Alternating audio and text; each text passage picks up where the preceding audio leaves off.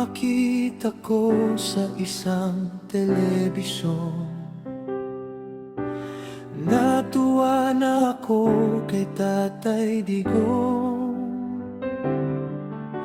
Akala ko noon wala siyang panahon maging presidente ng ating nasyon. Madalas maganda ang mga balita sa pagiging mayor noon sa bayan niya.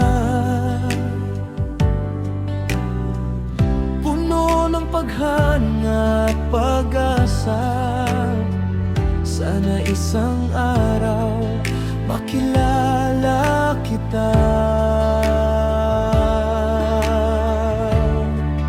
O Tatay Digong, sana'y malaman mo sa puso ng mga tao, ikaw ay liwanag sa gitna ng dilim.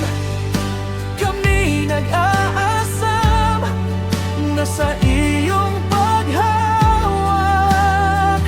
tunay ang pag-asa.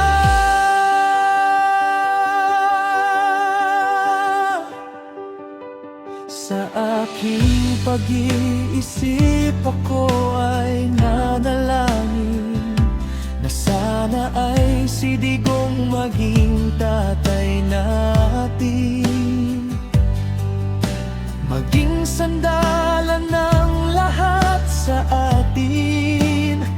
Sa taong katulad ko'y umaasa pa din. Nang manalo si Digong noong halalan, madami ang natuwa at nagsipag-iyakan. Lihim akong nagsaya at napayapa, sa wakas may tatay na tayo na mapagkalinga.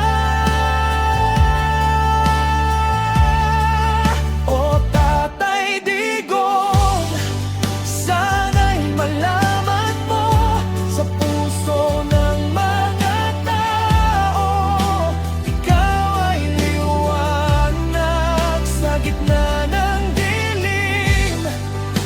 Kami nag-aasam na sa iyong paghawak, tunay ang pag-asa.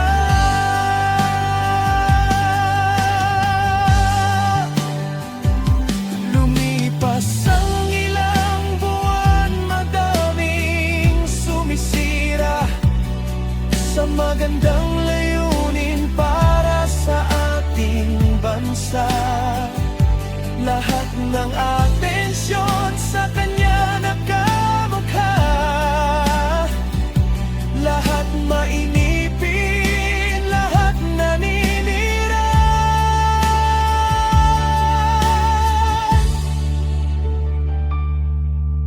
Hindi nila alam sa mga kabataan, nakakaapekto ito sa kanilang isipan. Bakit di nyo muna siya ay pagbigyan at maipakita ang kanyang kakayahan?